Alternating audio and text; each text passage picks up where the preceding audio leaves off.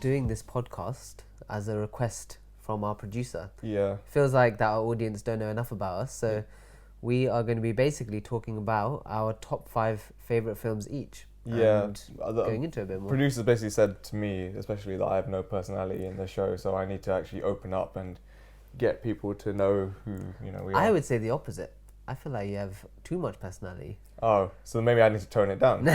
See, this is the thing with everything. One person says one thing, another person says another thing. It's like a mind. And then everything gets fucked up for me. Yeah, So I don't know what to do. I'm just gonna. You know what? You can take this podcast. I'm just gonna shut up. Well, why don't I do my top 5 first, and then we'll let you kind of ramble on after. Fine, all right. Yeah, and then cue the bit where everyone switches off. Yeah. Yeah, there we go. Okay, cool. So what we're doing today? So we're going to basically be talking about our top 5 favorite films each. So it's not necessarily what we think the best films of all time are, just what our top 5 favorite films are. So, anything that we enjoy watching, that we can't get tired of, films that make us laugh the most, etc. Things like that, basically. Yeah. So let me ask you first, what type of film do you like most? Or what types of films do you like? It's tough. I love nearly all genres, except for romance. Okay. I'll literally, if the film's got a good story, it doesn't really matter what the genre is. That being said, if I had to pick like specific genres, specific type of films, I love action films. Action's great. Adventures, fantasies, comedies, horrors. Those are my like top go-tos. I love a good comedy where I can just, watch it and laugh my arse off. Just switch off. Yeah, isn't switch it? off Yeah. and. That makes me feel good and makes me think. A feel-good comedy. Feel-good comedy, yeah. but a little bit of dark humor in there as well. Yeah, of course. But I think top one, if I had to pick like something with adventure, something with a story, fantasy. We're going traveling, and that has like a purpose. So yeah. I really like psychological thrillers, ones that kind of make you think, kind of take you on different twists and turns. You don't know what to expect. Yeah. But I'll probably say that, and comedy films are probably my top 2 favorites. Yeah. I do like adventure films as well, but I want it to have an element of either comedy or a thriller element to it. Of course. I hate horror films. I'll avoid watching them at all. You know what I do?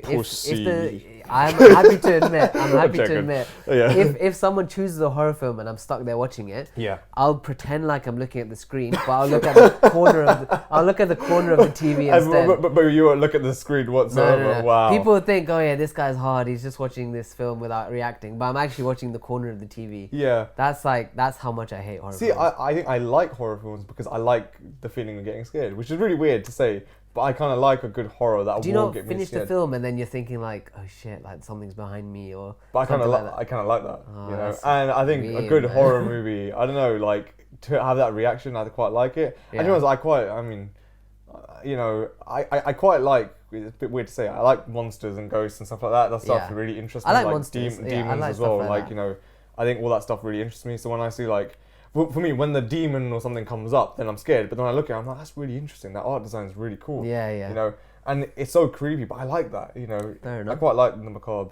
So yeah, a bit weird thing to say, but yeah. No, I mean it's fair enough. Yeah. I really like animation films, but when they're done right. That's the same. Yeah. Animation, I feel like when it's like just purely animation, it's more for kind of kids entertaining them. But I feel like with animation films, like what we've seen from Disney, Pixar, DreamWorks, where it has a proper storyline, you can actually connect with characters. Fair enough, things like that, even as an adult, I really enjoy.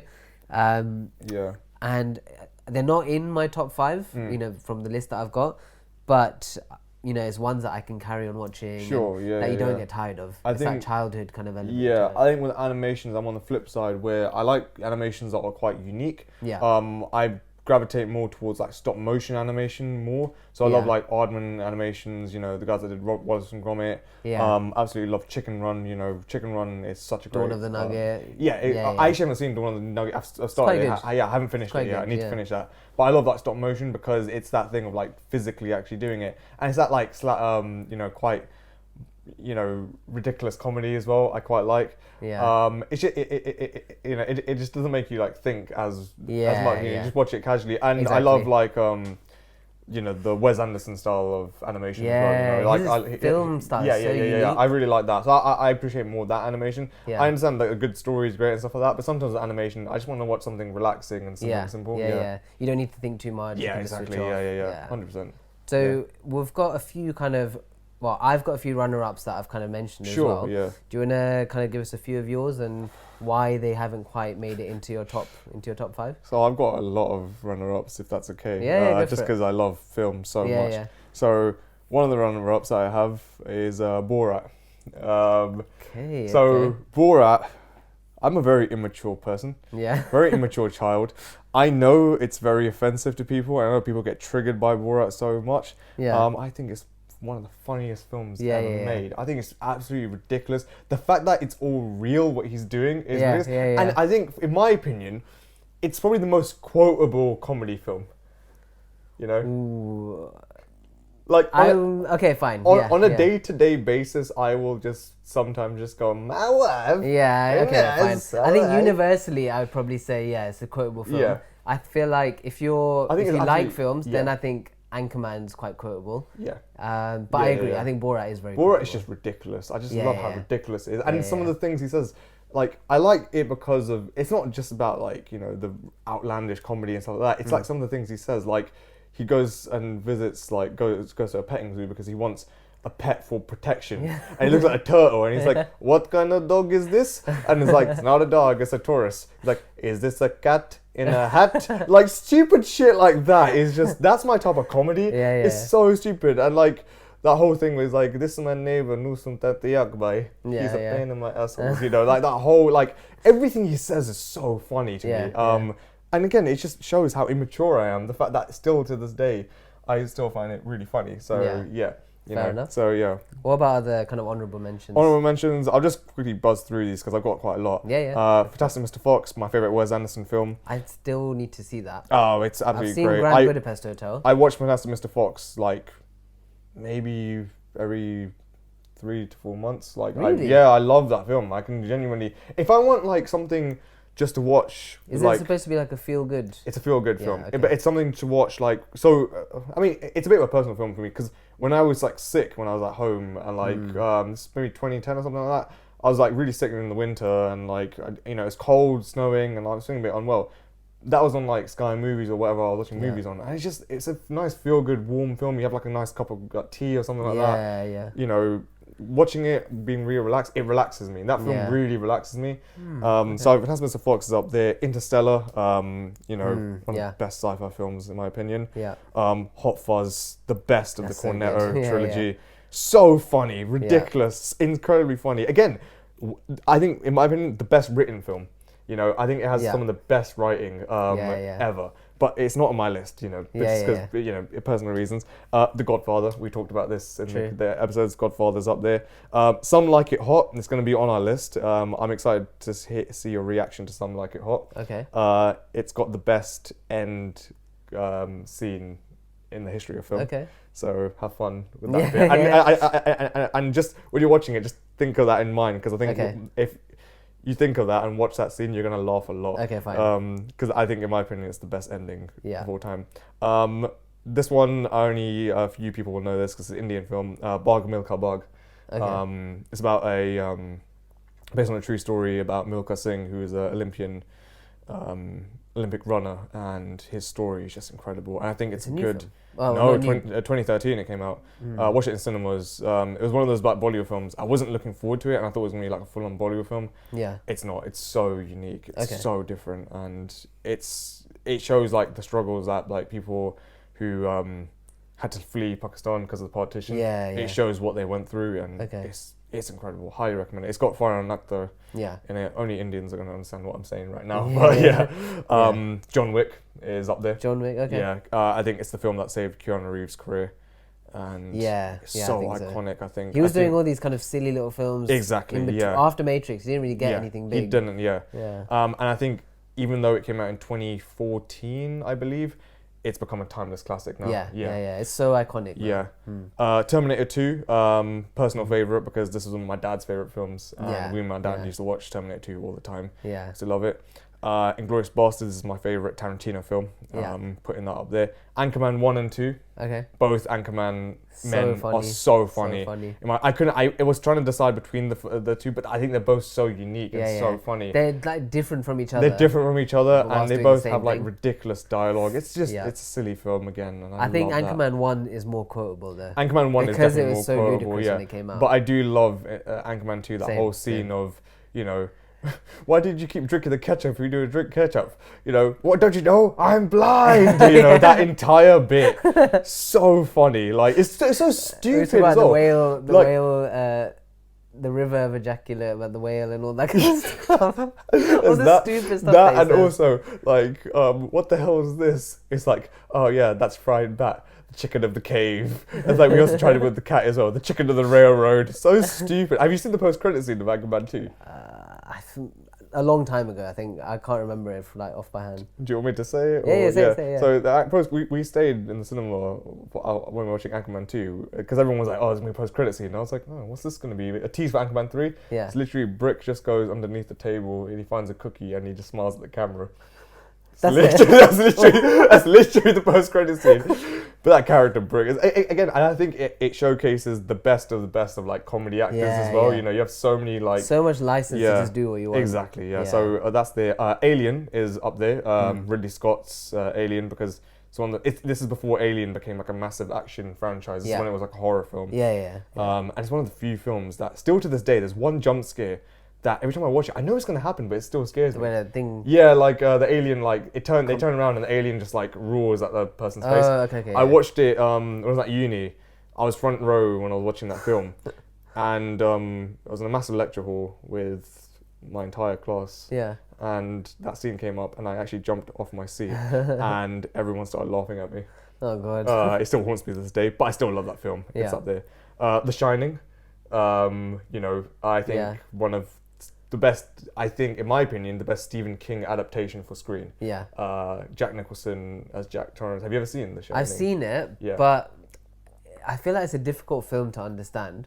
When I watched it, that's what I found. I feel like I need to watch it again to truly appreciate it. Yeah. And like whilst we're doing this kind of podcast, kind of have that mindset while I watch it. Yeah. That's fair. The Conjuring's on there. Because it's Horror film, that's it's the only horror film that has genuinely scared me. That's the one where I watched the corner of the TV. Yeah, Basically. I remember watching that, and it's the only horror film where I've actually screamed while I was watching it. Like, and not even like normal scream, like literally like high pitched, almost like squeal. Literally like almost like a pig squeal, you know, that's how bad. Like, but after I watched it, I was like, that was fucking amazing. It was really good. And my last honorable mention is Spider-Man: No Way Home. Yeah.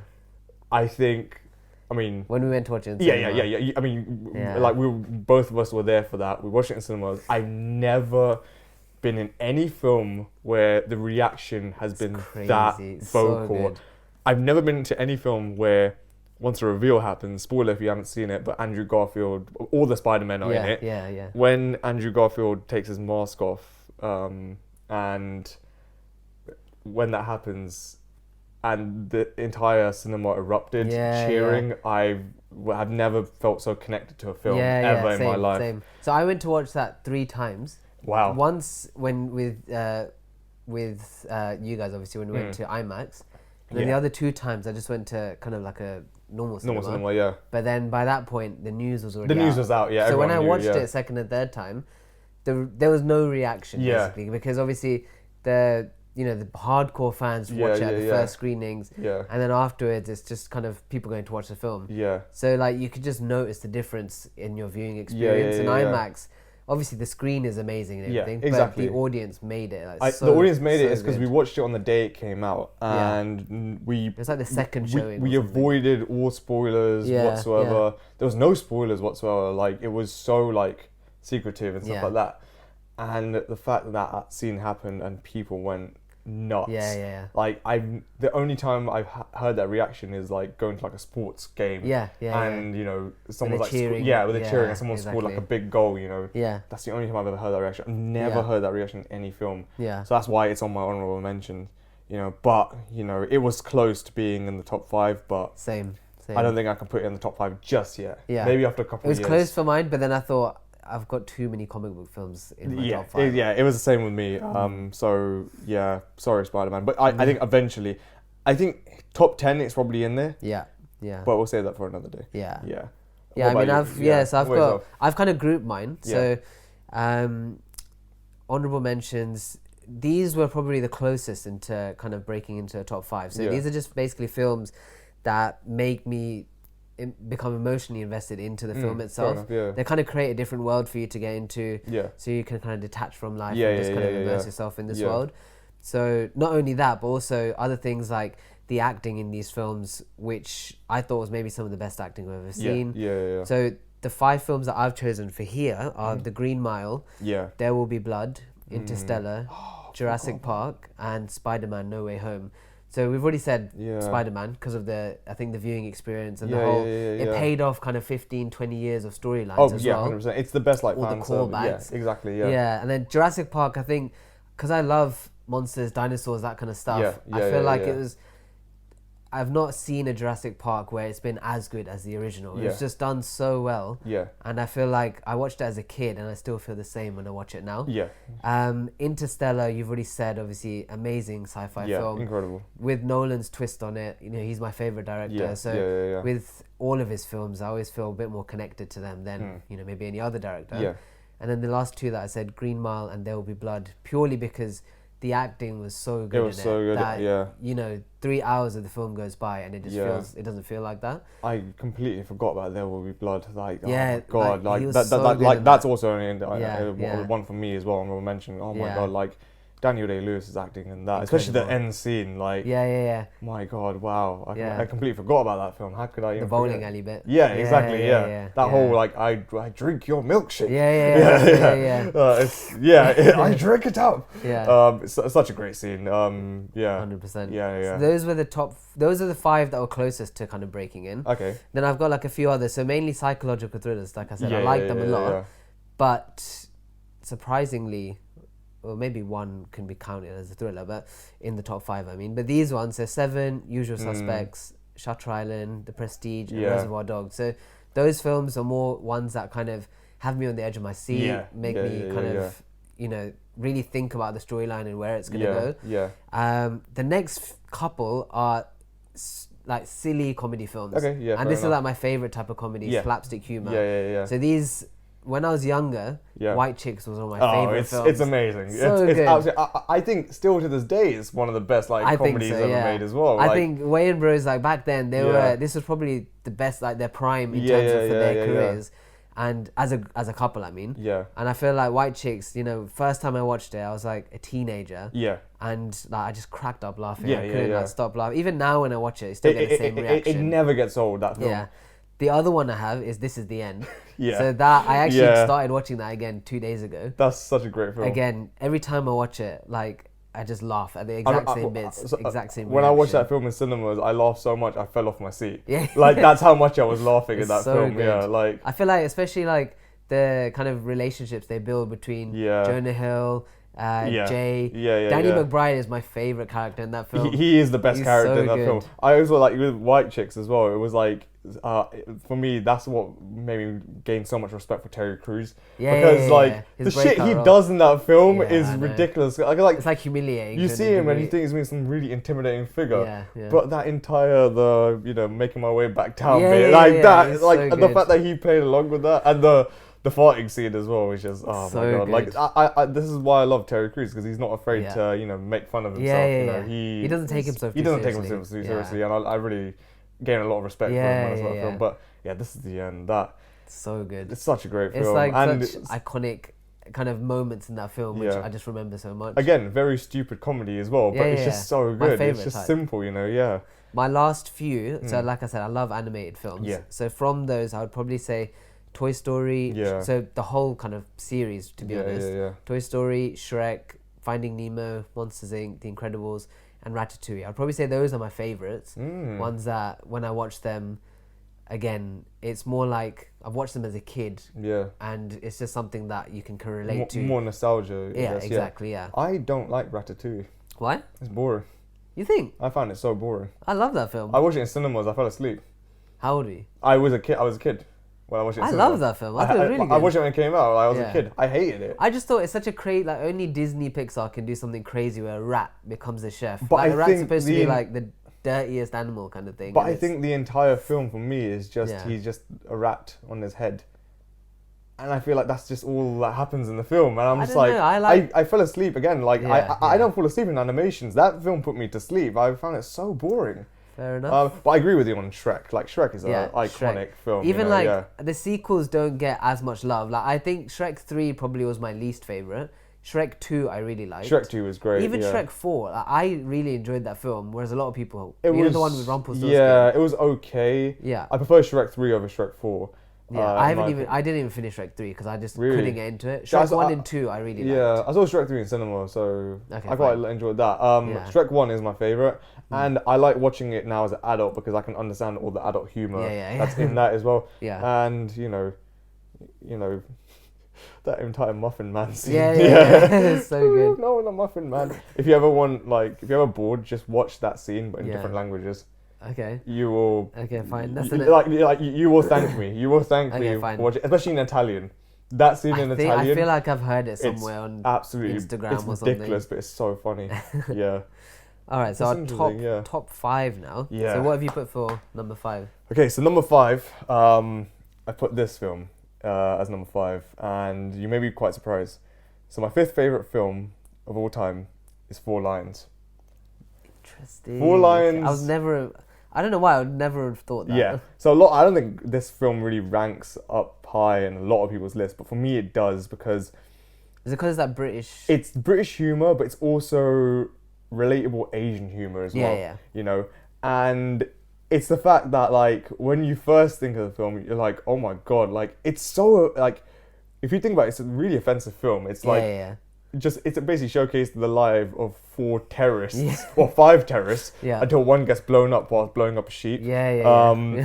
Who basically want to become these big jihadi martyrs and stuff like that. But they are the world's worst terrorists. Yeah, they literally. are terrible. They literally, one guy accidentally shoots a rocket launcher backwards and it kills Osama bin Laden.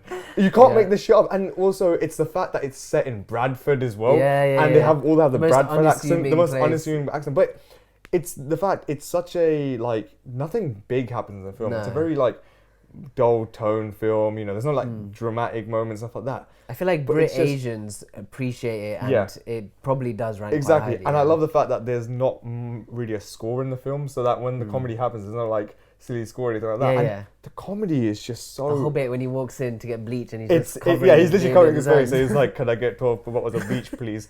It's so stupid. It's such stupid comedy, and like some of the dialogue is so ridiculous. But I Yeah. love it. Like one of my favorite lines again in that film. This is going back to Borat as well, but one of my favorite lines in that film, like this, is like when he says to when like Barry, he's one of the terrorists. He says to like he basically says, "Oh, like you know, I'm not gonna hold fort here because I bought a ticket to Pakistan." Yeah. And then he says to Faisal, who's another terrorist who they didn't invite to Yeah. Pakistan. They're like, "Oh, hey Faisal, do you want to come with me?" And then Faisal just randomly just goes, "Yeah, I would go, but my dad's seen things that aren't there." Like, what does that mean? What does that mean? What? And then like that character Faisal, he's such an idiot and like stuff like Yeah, that. yeah. Like there's like stuff like that of like. Yeah, but your dad eats newspapers. It's like, no, he doesn't. He eats moths. It's like, what? It's such a questionable film, but like, you kind of don't question it. You just kind of go It's along just one with of it. It's a those, ridiculous film. yeah. Wadge is absolutely incredible. Yeah. Is he the Like, Rubber Dinghy Rapids? Yeah, he's the Rubber Dinghy Rapids guy. The fact that quote became so popular, and Alton Towers Literally actually in like secondary school, loads of people were just saying Rubber Dinghy it. Rapids, bro. Yeah, but I think it's a nostalgia thing for me. I Yeah. think it's because I watched it in high school, and it became really popular in high school, and we always used to quote it in high school. I think it's a very personal film for me. And I really like the plot of it, you know.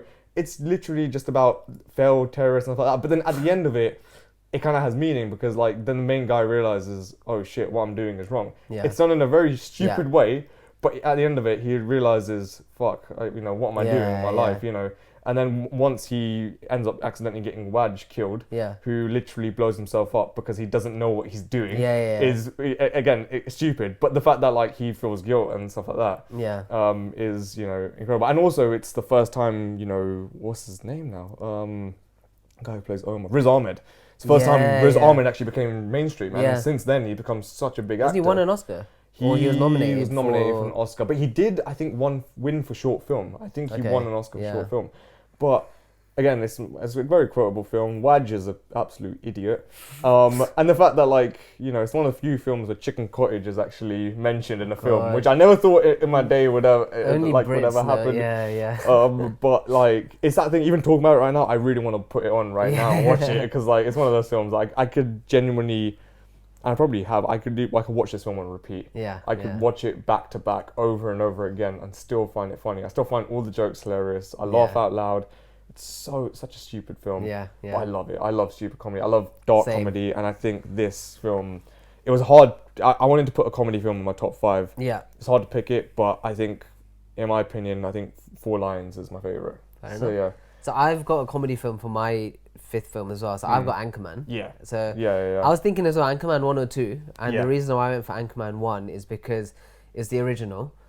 So many quotable lines, references, things like that. It's what started it all. And it's such slapstick, stupid humor, which is stuff that I love. And the thing is, I didn't truly appreciate the film until I watched it on my second viewing. First viewing, I thought, okay, it's silly humor and stuff. But then second time when I watched it, literally pissing myself laughing. It's so good. It's absolutely ridiculous. There's but so many funny. Stupid with Steve Carell's character, just random stuff I love lamp, or I ate a squirrel, all these stupid things. Is that the one where I can't remember which one he eats the burrito, the one with cigarettes or something? That's is that the second one? So that is basically, there's an extended version. Which they had so many outtakes, they made a separate Anchorman film. So that's where he's eating, and he's at the end of the rubbish pile. He's eating a burrito, it's full of cigarette butts. And also that bit was Brick, where did you get that grenade? And even the fight scenes. When have you ever seen anything like that ever in a film with that comedic effect? And then that famous meme. Well, that escalated quickly. I agree with you on that. What I really like from this film. So we said it last week how Will Ferrell and Steve Carell are two comedic geniuses who deserve more recognition. What I thought this film did really well is that it kind of played on kind of social.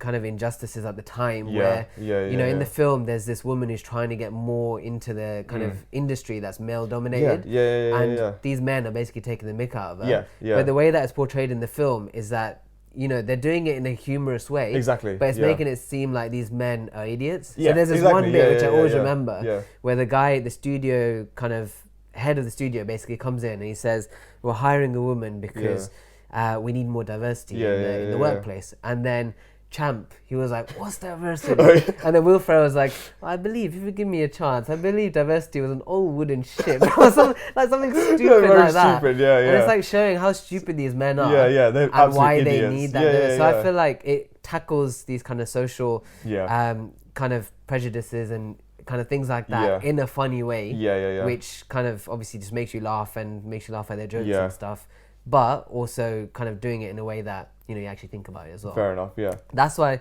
and I really wanted to put a comedic film in my top 5. And I feel like because it's one of my favorite genres, I've put it 5. Whereas the next 4, you'll see it's a gradual.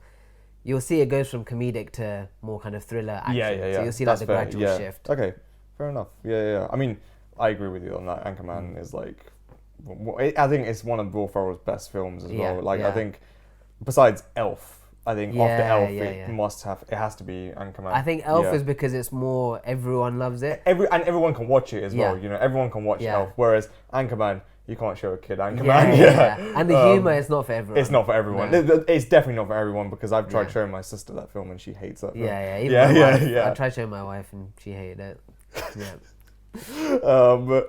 Number 4, I've put Avengers Endgame. Okay. I'll get onto. So I was gonna put Infinity War, as well. But I was like, I want to just decide with one. And I know a lot of people do prefer Infinity War more. Because of the ending. But for me, my dream as a kid was always when Iron Man came out, the first ever Iron Man. I always thought, wouldn't it be cool if? And once obviously we saw all this talk of this universe and stuff like that. But even before that, from comics and shows I used to watch, I used to be like, wouldn't it be cool if you saw every single Marvel hero in one film?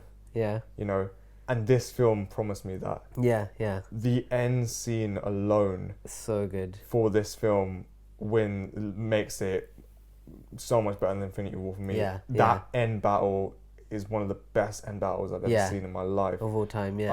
I remember when I saw that scene in the cinema when all the heroes come out of the portal, I literally was trying my best not to jump out my seat in excitement. I literally was like glued to the screen, Silent and I was screaming. just like I literally silent screaming, but my jaw was dropped. I couldn't believe how many superheroes they got in that scene. It's and that bit where the circle starts appearing. Yes, Yeah, but the fact that it's not even just the heroes, you see all the Asgardian army, the Wakandan army, literally all the people, everyone from all the films come out to fight Thanos. Yeah. Incredible scene, and it just like feels, it was a celebration of Marvel. That's why I love the film. Yeah. It celebrated everything that was good about Marvel, even with the whole time travel. It was a nostalgia film. It was a nostalgia film of like, look at this universe that we built. Yeah. Look at what we've done. Yeah. Look at this universe. And it also made us appreciate films that we all thought were crap, because, you know, no one liked Thor: The Dark World. Yeah. But it kind of redeemed Thor: The Dark World because it had, you know, that bit. But it was that like nice, like, you know, throwback, and you go back to all these films in their series. And for me, it was the peak of Marvel. Yeah. At this rate, I think so as well. I'm strongly in the opinion Marvel should have ended it with this film. They should have ended it. They should have ended the saga. They perfected it. They finally did the thing. This should have been the end. It was called Endgame. Yeah. It should have been the Endgame. Yeah. After this, all the stuff Marvel did, it should have been completely unrelated to the MCU. Now it's been tarnished. Yeah. You know, they had something special. They should have stuck with it. And Thanos is an incredible villain as well, you know. And I love this film because it showed that even though like he gets killed in the beginning, he genuinely believed he was right. And he wasn't an evil person, if you think about it. I mean, yeah, what he did was evil, but he didn't have evil intentions. He was doing it in the kindness of his heart, which it really like showed, and especially when like Thor executes him as well. It's like, but was it even worth it? What was the point of executing him? Exactly. He was basically not going to do anything now. His arm was all gone.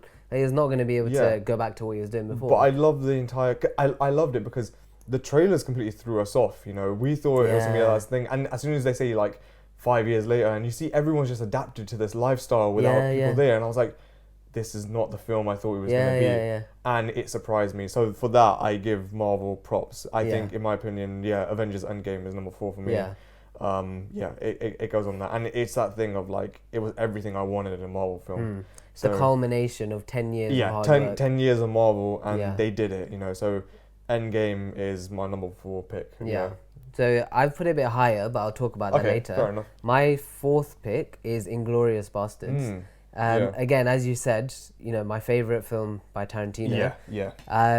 I feel like it's a twist on the World War II films that you're used to. You know, a lot of the World War II films are very based in, you know, facts and things like that. Whereas this is completely fictional. The way that Hitler dies, he's just changed the whole course of history of this he's film. completely changed everything. He's it's kind of like, you know, a superhero film in a sense that it's vigilantes that you follow and root for them.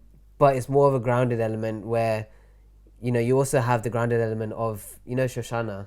Yes. The main female character. So you kind of follow her through the grounded element, but then you have that whole superhero element with the group of guys as well. It's a good contrast between the grounded element and also the more like over the top element. Also, what I really liked was Christoph Waltz's character. I mentioned it on a previous podcast where his acting was probably one of the best I've ever seen. So I compared it to kind of Heath Ledger as the Joker or Daniel Day-Lewis in There Will Be Blood. Those 3 are the top 3 when I think of best acting performances. I would agree. They're the top 3 that come to mind, because with this guy, he's such a like calm character at times, but then he can just switch. So he's got that tendency to kind of lash out and completely like switch his character profile, which I think the way that it was written and the way that he portrayed it was incredible. No, definitely, especially the opening scene of that film. You know, like you think he's just this normal army officer, but you see He's so smart. intimidating. He's so intelligent. He knows what's going on. He's worked it out just from his people reading skills. Are immense. He literally you just see straight from the start. It's terrifying as well. You know, like that film made me. I was scared of Christoph Waltz when I saw that film. You know? Like it's just he's so intense and not only that, but like you have the comedic element to it as well, which is what I liked as well. Yes. It was like the whole thing about where Brad Pitt is saying, "Well, I know the most Italian." It's like "Buongiorno," and that's all he knows. Buongiorno. That's all he knows. Yeah. So it's like that comedic element where they're taking the piss out of them as well. That's also something that I thought I liked. Yeah. So you said you had Avengers as your fourth. Yes. So I kind of cheated. I did Avengers: Infinity War and Endgame because I look at it as one big film. Even though it's not, fair enough, even though it's not, I look at it as one big film because they did shoot it back to back, so I guess it does. And I didn't want it to take up 2 spaces, so I just put it as 3. Enough. But that is cheating. Exact same reasons. I know. I put my hands up, but exact same reasons why you gave, like 10 years of storytelling.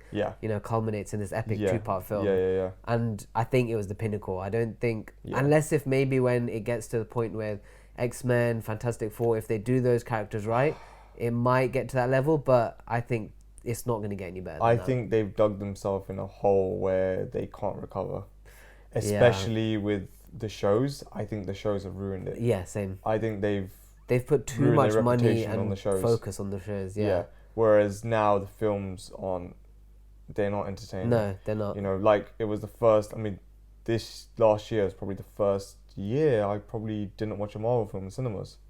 Yeah. Actually, except for Guardians 3, but that's it. Yeah. And again, I didn't watch that because it was a Marvel film. I watched it because it was James Gunn's last Marvel film. Yeah. You know, I didn't watch the Marvels. I didn't watch Quantumania. Yeah. Well, they only used to ever release 2 films a year. Yeah.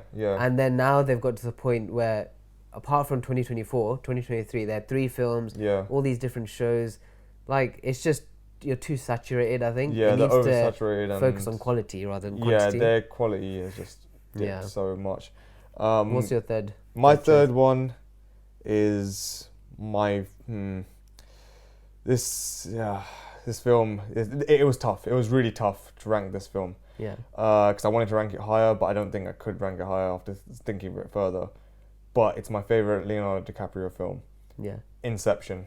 Okay. Inception is a masterpiece. Mm-hmm. It's incredible. Yeah. Deals with so many themes, you know, and especially about like, you know, loss and grievance as well. Yeah. And the fact that we always, you know, like focus on our dreams, focus on like, you know, our fantasy world and people trying to struggle with reality, you know, and stuff like that.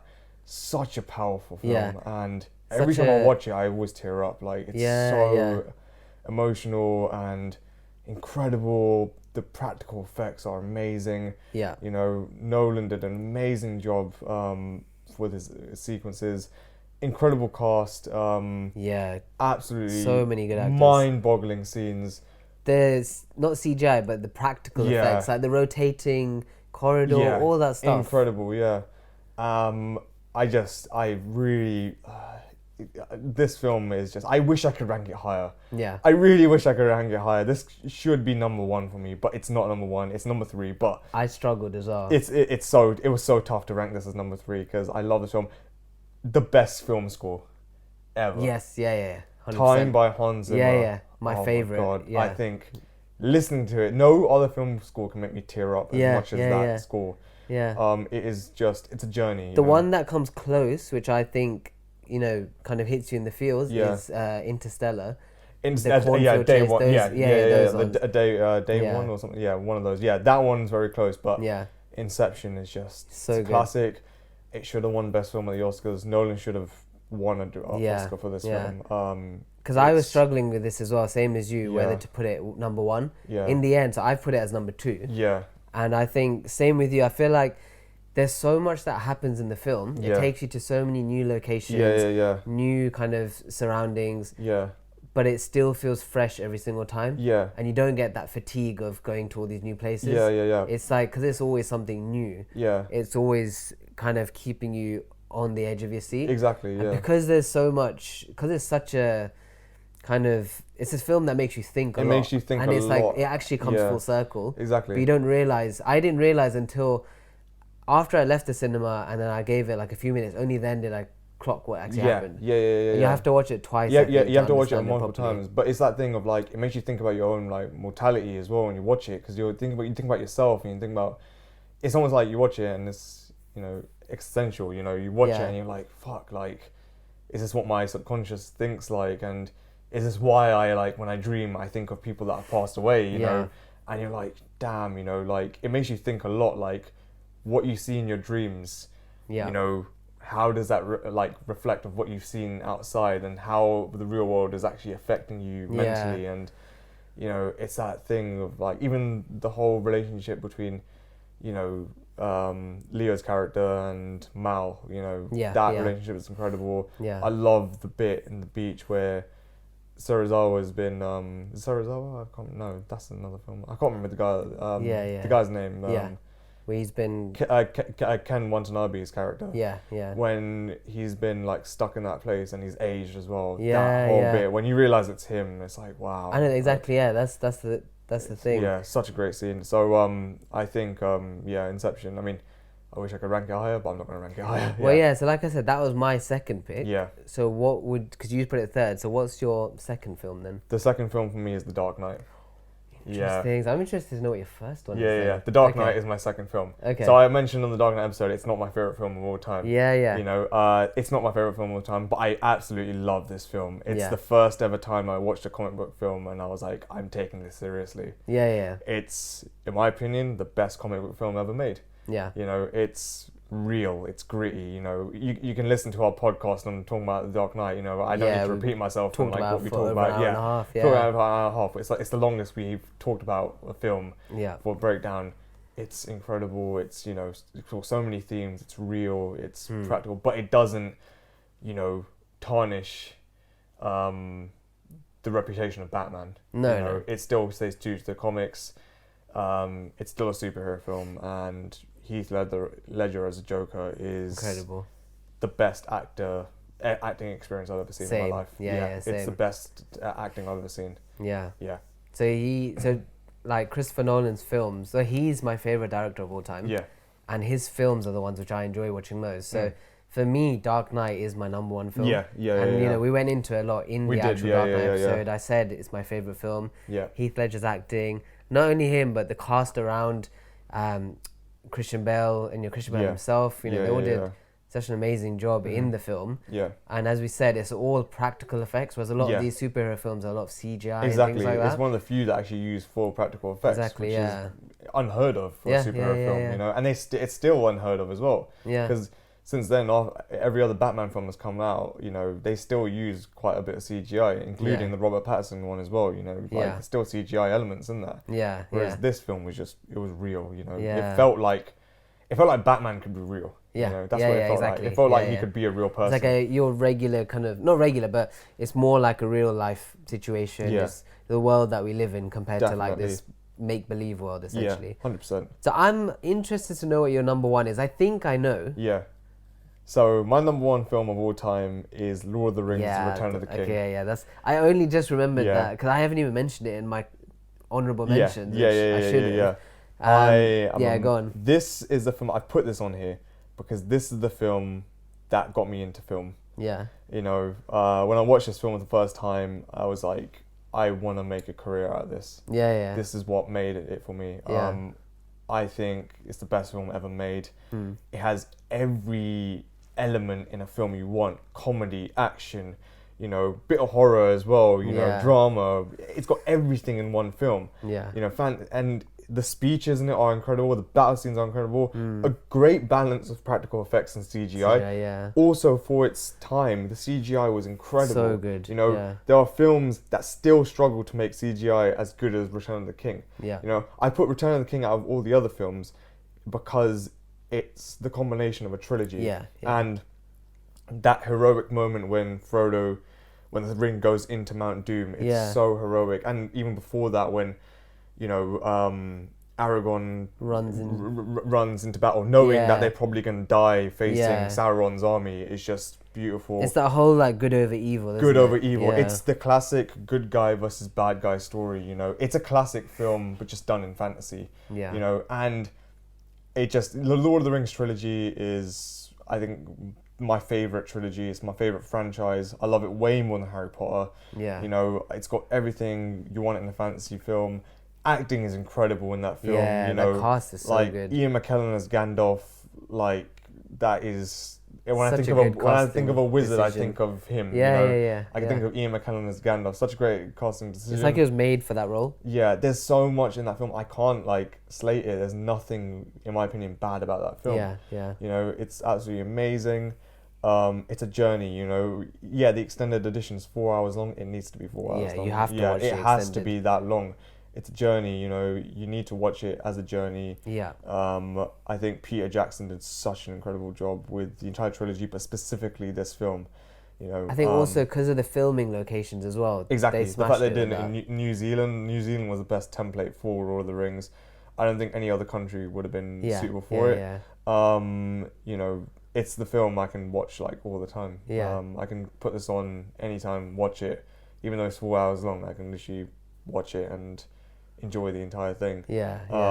But yeah, no, like Lord of the Rings: Return of the King. That's my top film. I Which can't is believe why I forgot. Like, I don't think it would be in my top 5 only because I haven't seen it as much as I've seen these other films. Yeah. But it would definitely be up, very close. Yeah. Very close. I think it's one of those things. It's like when you grow up with fantasy, and fantasy is like one of your biggest genres. Yeah. You either really love Harry Potter or you really love Lord of the Rings. Yeah. And I fell more into the Lord of the Rings thing. And it's enough. like when people choose their like side, which one they want to go for, they're very committed to that side. Yeah. And for me, I'm very committed to Lord of the Rings. Yeah. You know, I do like Harry Potter. I don't love Harry Potter. You know? Yeah, I love the books. Film-wise, Yeah. I don't love the films. Yeah. But I think film-wise, I agree with you that The Lord of the Rings is like 100 times better. It's a masterpiece. Yeah, like, yeah. It's a work of art. It's Yeah. technical genius, as well as it's critically acclaimed. Yeah. And you know, you saw it's one of the films from last week. It's one of the films that's won the most Oscars. Yeah, You know, exactly. It won like all the Oscars it was nominated for the Yeah. year it came out. You know, so it definitely did something right. Yeah. You know, if it's on the same level as Titanic, it's definitely done something right. And yeah, I'd say Return of the King. It's up there. Yeah, but yeah, no, very interesting takes. You know, Yeah. I'm very curious. Like one day to do an episode of like the films that we hate. Yeah, I think so too. Like I really want. I'm more interested in that. But I think for your one, I think I kind of predicted it. Yeah. Inglourious Basterds, I wasn't too sure. Like Yeah. that one caught me off by surprise. I was like, that's interesting. I think the other 3 are kind of very typical films that people would put in their top 5, top 10. Definitely. Anchorman maybe not, but I think you know what type of humor I like as well. I think it's that thing. It's like everyone's got films that are personal to them, exactly, and like it's subjective. All these type of like ones are very subjective. So it's one of those. I think some of you. I wasn't expecting Four Lions.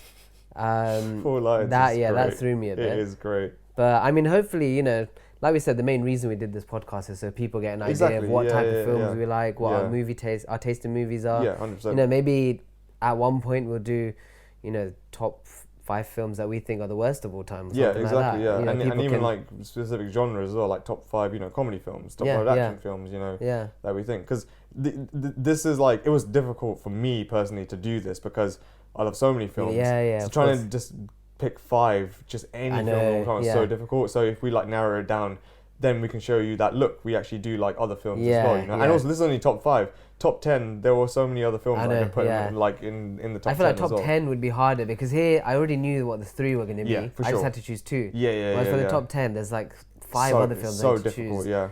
But I enjoyed doing this kind of this bonus episode, I guess, that kind of broke away from the main kind of IMDb top 250. But we will be revisiting that next week. We shall, yes. So we are going to be breaking down. We're going to revisit a popular trilogy and the sequel actually to The Godfather. So Godfather Part 2 we'll be breaking down next week. And Coppola, if you're listening to this, please respond to our if messages. you see my message, then I hope we can get you on the podcast before we release this. Great if we can. Yeah. You probably won't listen to this, but wishful thinking in it. If you can't make it, just send Nicolas Cage. I'm sure he'll be free. Or send your nephew. Or who knows? Maybe even Robert Redford. Because we have to mention Robert Redford in every episode. I think that's the deal. Yeah. So that's our tagline.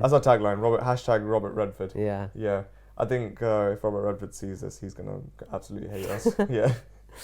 Well, what we'll do, we'll see you guys next week, Yes. and yeah, maybe watch the film first so that you get an idea of everything we break down, Yeah. and we'll just go from there. Yeah, I recommend watching the film first because otherwise you're not going to understand what Yeah, we're talking exactly. about. Yeah. So, we'll do our best to break it down, but like, just watch the film. Yeah. Watch it.